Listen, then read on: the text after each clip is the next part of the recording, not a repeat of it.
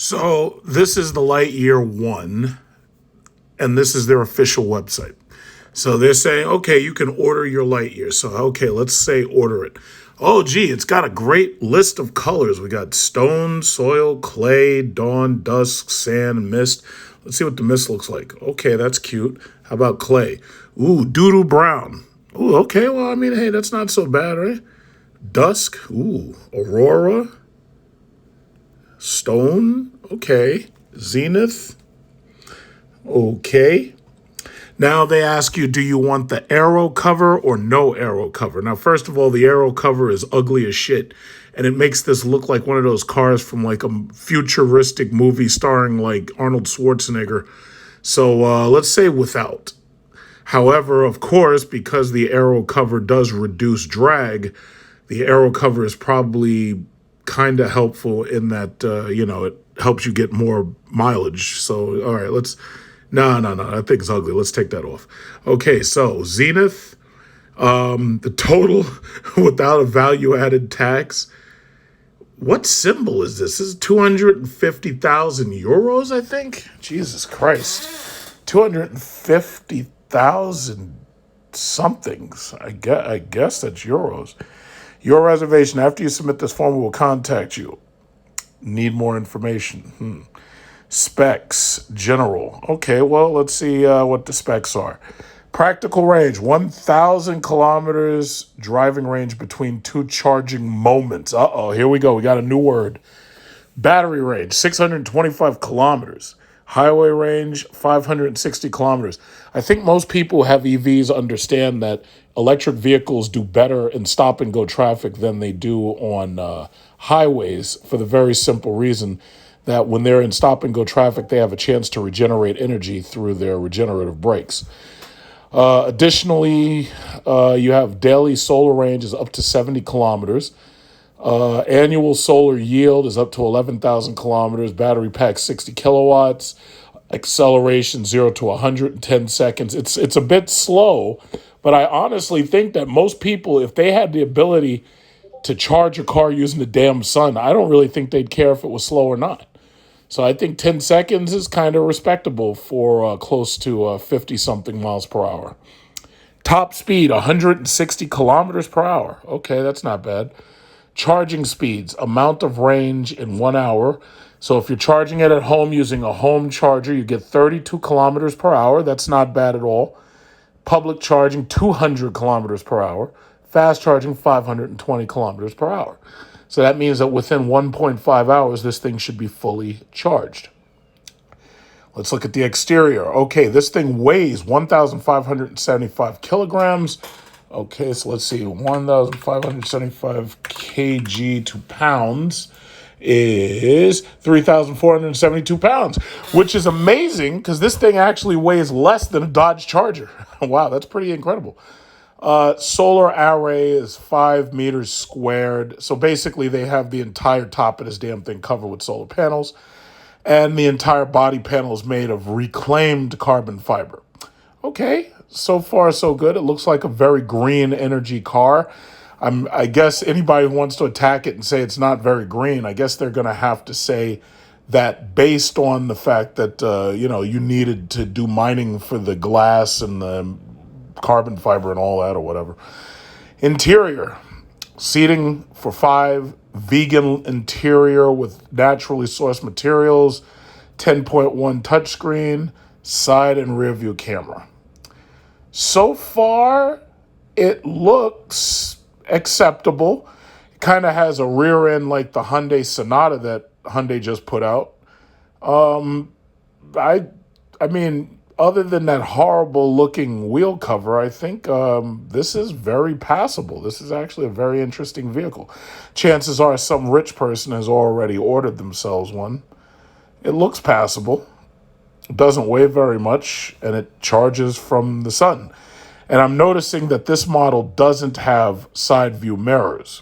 So that must mean that it's only being able to be sold in countries without side view mirrors that allow you to do that. I think South Korea allows you to have no side view mirrors, but you have to have the side view cameras. I know the Hyundai Ioniq 5 has that as an option, but you don't get that option here in America. So that's it. That's basically all they got to show you right there. The real reason why I'm actually making this video is because I wanted to make a very short talk about an event that happened recently. Like I had posted photos of this Lightyear One car, and somebody made the comment that brought back a memory, and they said, man, I really wish that they would just put electric generators on each one of the wheels and have a car that would be able to recharge itself while it's driving.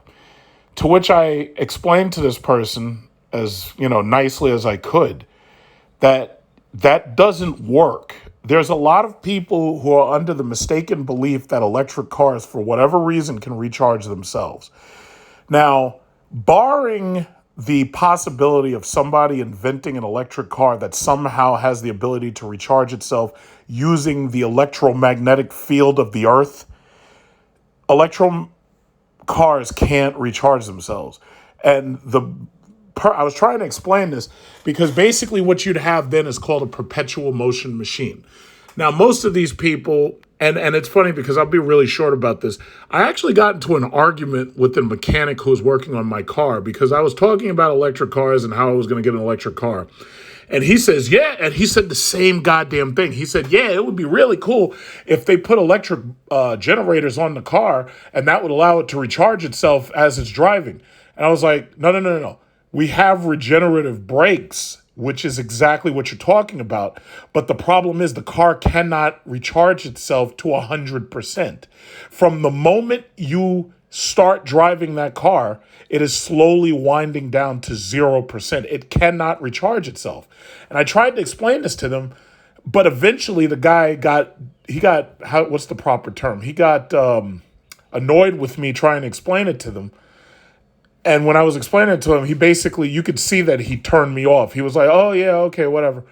And he was basically just walking away from the argument. And I wasn't really trying to argue with him, but he was walking away from it as if he knew better than me, just because he's a mechanic. And I was trying to explain to him, listen, from a physics point of view, that's not possible. There's these things that you need to understand, and they're called the Laws of Thermodynamics, which I just wanted to talk about real quick. So basically, these are the 4 laws of thermodynamics. The zero law is that 2 systems in equilibrium with a third system are in thermal equilibrium with each other. Okay?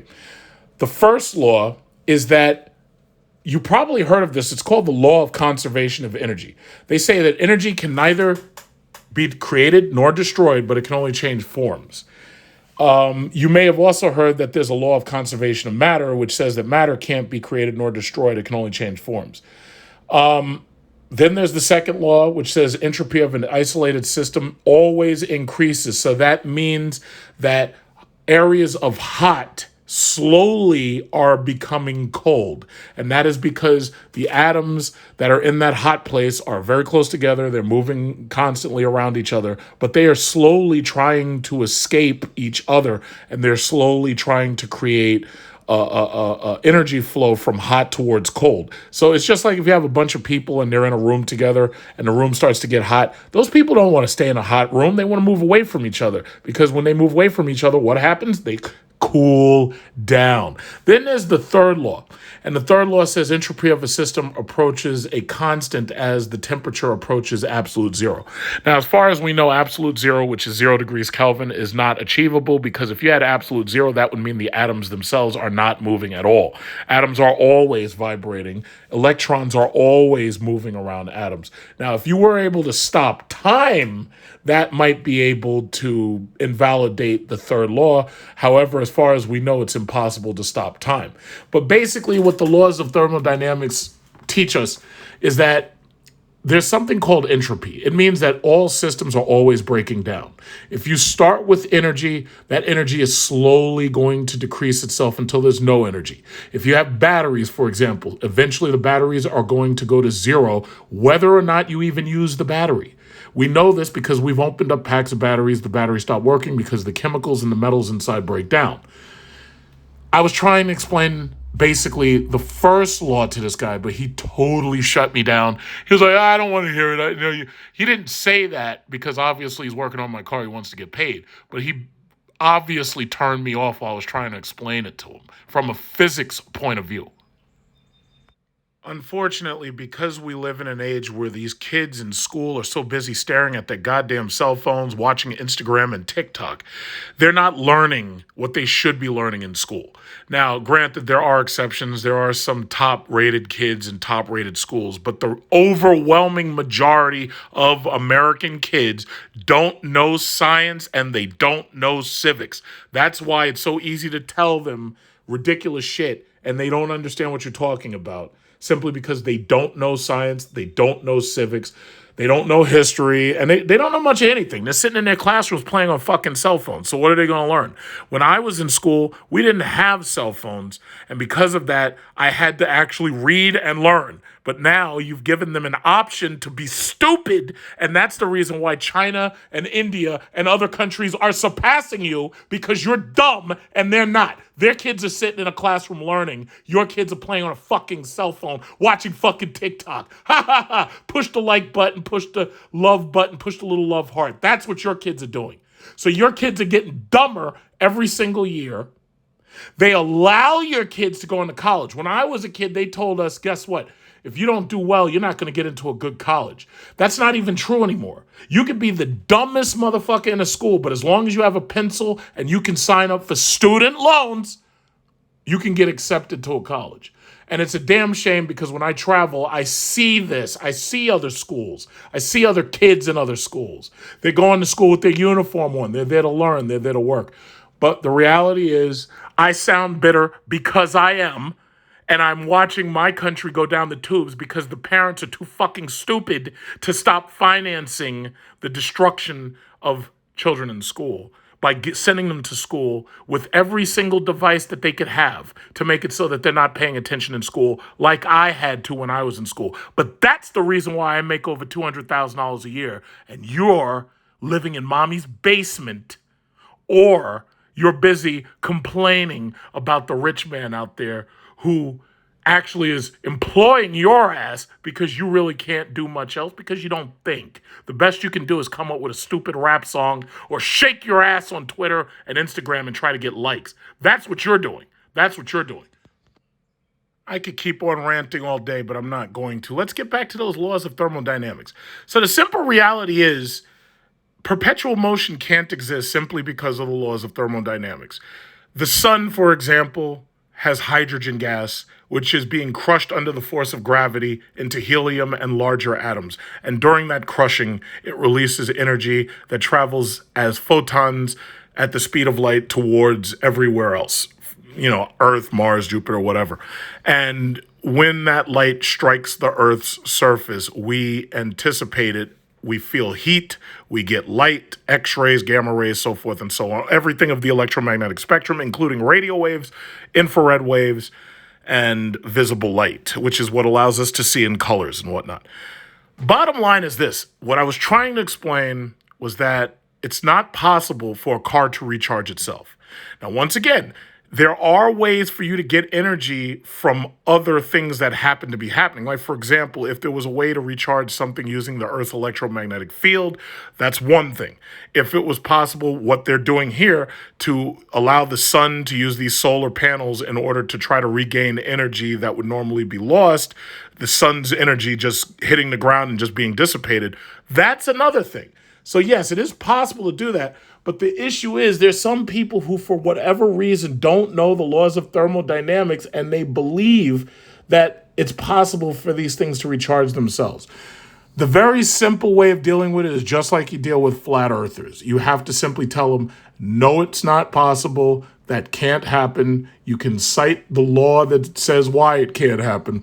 Some people will believe you, some people won't believe you, but that's about all you can do, because there are some people who are not only dead set in believing that something's possible that's not, but there are also people who basically turn a deaf ear to you, and they'll just ignore you as if you're just, not smart or trolling them or whatever it is.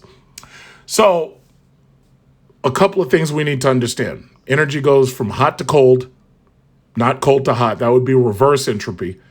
And for the most part, you can't create matter or energy, nor can you destroy matter or energy. Those are the main things that you need to understand.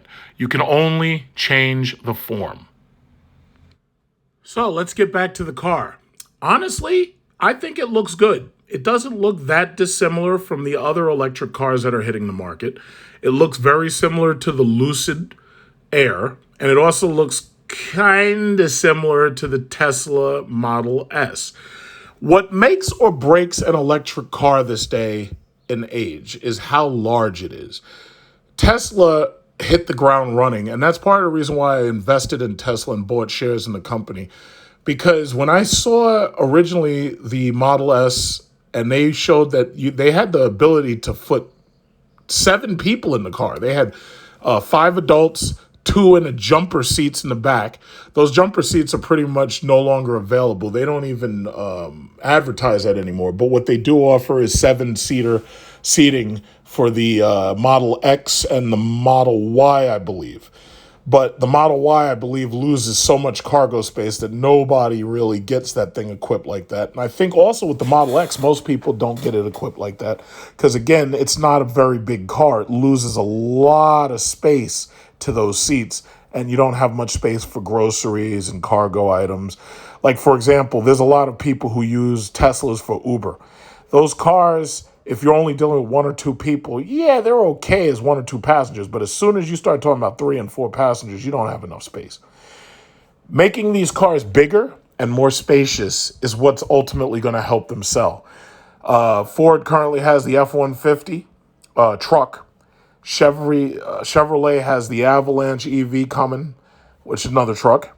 I have pre-ordered a Cadillac Lyric, and I'm waiting for that to get here. I'm also hoping eventually I'll get a test drive and I'll be able to sit in it to make sure that it's comfortable for me. Because I don't think I'm going to even see that car until about February or whatever. It may come in January, it may come in February, but I don't think I'm going to see it until about February or March. Which is not a big deal because I have the money, so I can basically... Ironically, I'm going to cash out oil stock to make sure that I pay the entire car off in cash. But we'll see what happens, because honestly, I don't know what the economics is going to look like during that time.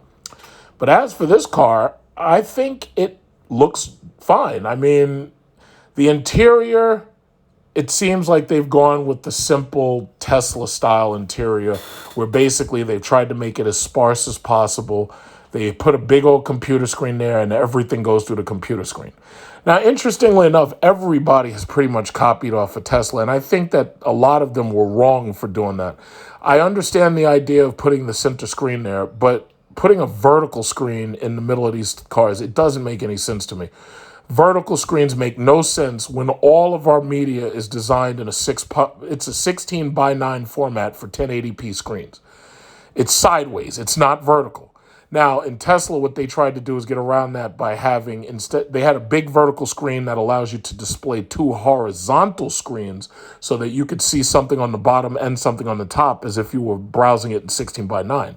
Okay, that's fine. But even when you look at the newest Teslas, they've basically rotated that screen sideways instead of having it elongated. And that allows you to keep your eyes on the road while you're driving rather than looking in a general direction down. However, with Tesla and most other car companies bringing out electric cars, the other big focus is autonomous driving. One of the reasons why I want the Lyric so bad, and I ordered it equipped with autonomous driving so it could drive itself, since I find myself stuck in traffic every single day. So this car, as long as this car comes out and can do as advertised, has its solar panels, can recharge up to 70 kilometers a day, that would actually be a game changer. To tell you the truth, if this car could even do 50 kilometers a day, that would be a game changer. A car like this, if you lived out in the desert, like one of those shitty states that nobody wants to live in, like Arizona or Utah or New Mexico, if you had a car like this and you didn't have to drive that far every day, this would be a perfect car. Most people who complain about range anxiety are people who want to drive Teslas all the way from like California all the way to like Arizona or the Grand Canyon or something like that. Or you have the people who live on the East Coast who want to be able to go all the way from New York to Florida. All of them swear that they're able to sit and drive a car for 12 hours straight. I don't do that. As you've probably guessed from most of my videos, if anything that I want to see is further than about 200 miles, I fly. I don't drive there. Number one, it's because I would end up probably getting caught by one of these shitty state troopers and get some big ass speeding ticket. Or number two, because I'd probably end up in a defensive gun use scenario against somebody out of state who tries to test me. You do realize car theft is up in most of these other states, and they will try to steal your wheels off an SRT product. They will try to steal your car in some of these fucking states. So me personally, I feel safer flying to foreign countries that actually have criminal justice systems where they enforce crimes against people in general and tourists than to try to risk myself and my property traveling around this country where the laws are willy-nilly depending upon where you are. So that said, I think this is a great idea. I hope them a lot of success with this product. I think that in many places, especially where you have constant daylight on the earth, or in places where you have a desert, where there's no clouds, there's no rain, I think a product like this could be a game changer. I mean, you think about it. My car mostly sits outside. It's not being driven. I'm inside doing my thing. And a lot of that time that car is just sitting on those wheels, it's just wasted. Imagine having a car that is constantly recharging itself so that when you come back to it, you're not even using power from your house. You're not even using power from the electric grid. And you only have to drive maybe, 5 or 10 miles a day, or like a retiree. That would be perfect. That would be like absolutely amazing. Now, granted, it doesn't have a lot of features. Like it doesn't seem to have heated and cooled seats and stuff like that. But then again, if you're in the desert, you don't really need heated seats. I think this is a game changer. I'm going to keep my eye on this. If I ever get a chance to drive one, I definitely want to drive one. I think it's really cool. In fact, I may even look and see if they have stock in this company because I might try to buy some of it. But I don't know what you think about this, but the whole point of this video is just to, try to talk about this whole idea of perpetual motion and to introduce this vehicle to you if you haven't seen it before. I think it looks great, and I definitely could see myself buying stock in the company.